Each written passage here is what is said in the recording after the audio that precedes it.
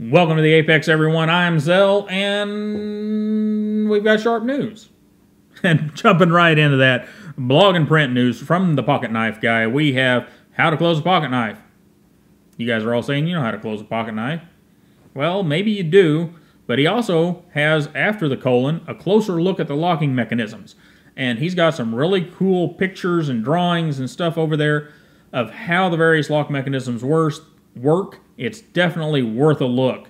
And from Knife Informer, we have the best gentleman's pocket knives. I love how everybody thinks that what they think are the best is the best. And I've done those videos too, but you know, I disagree with some of my own videos now. Anyhow, you might find something interesting in that article over there. There are some pretty cool knives there. And BladeReviews.com tries to keep us on the straight and narrow with the Benchmade Proper 319. And Knife News comes up with an article by our own Kevin Cleary on why the Holt Specter will put a dent in the knife universe. Obviously, Kevin likes that knife a lot. And then they have an article about can buying knives be addictive? What do you think? I'd go read the article. Yeah. And we have new legislation introduced in Michigan and Virginia. One of them is not quite a knife bill, but both of them are still very important. And Knife News has the skinny on that. All right, guys, I think we're on the 18th take now. And this is all talking about Patreon, and it's apparently very hard for me to talk about. And I am excited about it, though. So, a few of you asked for me to put up a Patreon page. I didn't do it because I couldn't figure out a way that was beneficial for the channel and for you. But the other day, I was kind of thinking about it, and, you know, the tumblers rolled around and locked in place and came up with some things that I think are going to be beneficial for you and for the channel. So let's take a look at how things are set up. And first off, if the video content you're seeing now, it's not changing, we're not putting anything behind a paywall, we're not giving anybody any early access right now. Now, if I do come up with a new show format or a new way of doing things or something, if there's a bunch of patrons over there, I may try it out on the patrons first, probably will, and let them give me the good, bad, and ugly of it, and allow them to help me shape what's going to be on the channel as far as any format changes and stuff like that. So, regular video content, though, you're not going to miss out on. Let's look at how the tiers are set up over there. I've got the Factory Edge group. That's going to get you access to the knife sales. And this is where I would like to see a lot of you. Because whenever I say access to the knife sales, I have a whole locker full of knives over here that need new homes where people will love and cherish them. And I haven't sold them because selling knives on YouTube or selling knives on Instagram usually turns into an affair that it grates me and I don't like dealing with it. So I'm hoping that with the patrons, it'll be a nice, easy thing that happens. And because of that, I'll be able to make the knife prices lower, and for your $12 a year, you're going to get most of that back in one or two knives, if not all of it. And that's what I'm hoping for there, to give you guys some great prices on some of the knives we've had in here for content, and make some money for the channel, but also get those knives in your hands instead of setting in a locker back here. And then we have the Toothy Edge group at $3 or more, and this group gets in on some giveaways. And those giveaways at $3, that's what, $36 a year? Those people are going to get access to those giveaways. And those giveaways are we're not giving away Z Hunters and M-Techs and that kind of stuff. The one giveaway I've got in my head right now is going to be worth somewhere between $150 and $200. So the giveaways are not, at least 4 times a year is my plan if we have enough people in that group. The giveaways are not going to be little ones. They're going to be giveaways that are worth your time.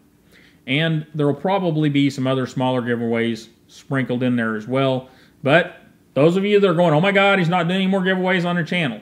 We're still doing giveaways on the channel. I've still got a pile of stuff. I just haven't had time to get it set up to do the giveaways with.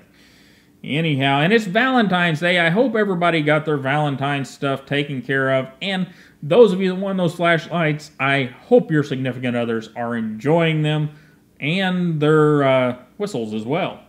And then we have the Fine Edge group, and these people are kind of getting themselves access to purchase knives made in my shop that will be specially branded. They'll have the Z42 logo on them, and I'm going to work with my laser guy and see if we can't get them serialized as well.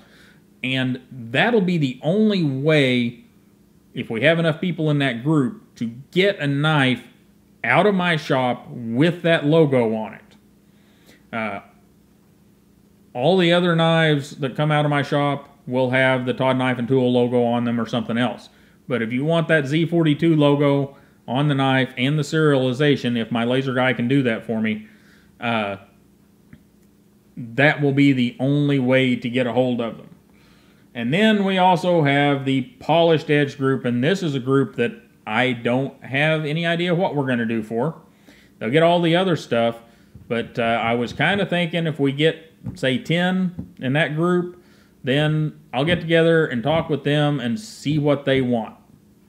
And if it's not something that's going to embarrass me off YouTube or, you know what I mean, then we'll go ahead and do it. And, you know, and maybe I'll think up something good for them in the meantime.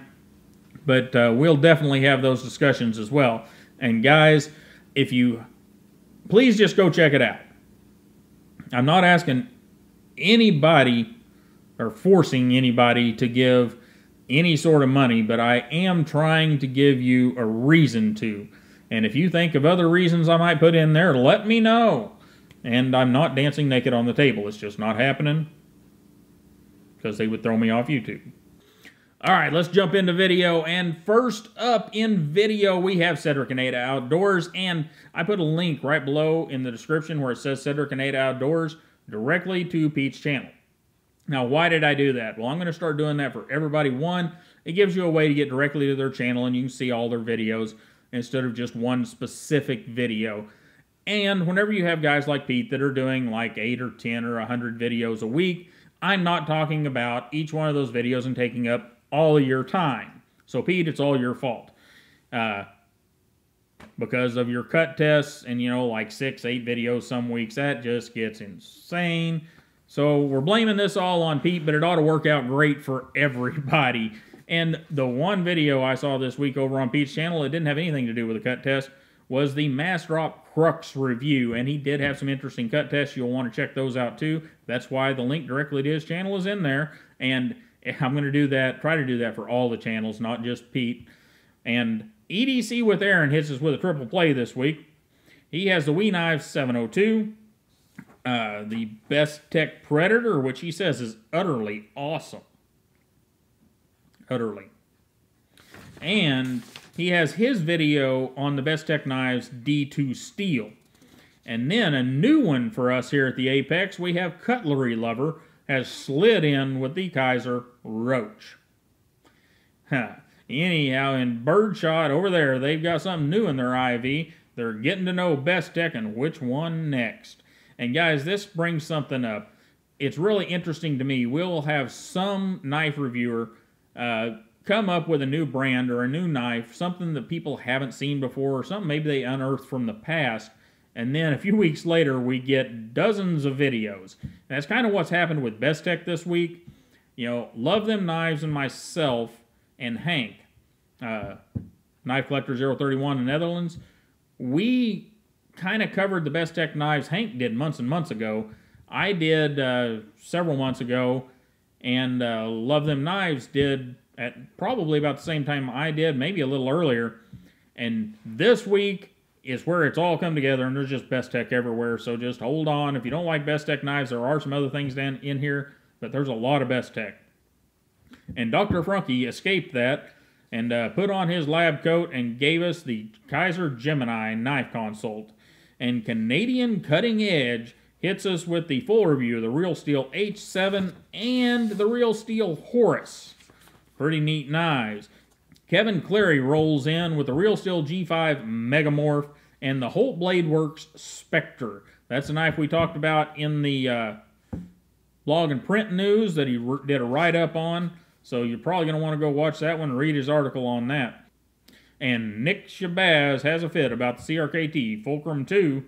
And Slicey Dicey rolls in with the WE 715 ignition. And of course, we get our knife therapy for the week with the Bestech Knives Swordfish from Staza 23. And you guys are awesome. I really appreciate you hanging out with me for a little bit and checking out the news for the week. And you guys have a wonderful day. Don't forget to check out the Patreon account. The link's down in the description. I'll probably put it at the top so you got easy access. And you have a wonderful day, and I'll see you next time.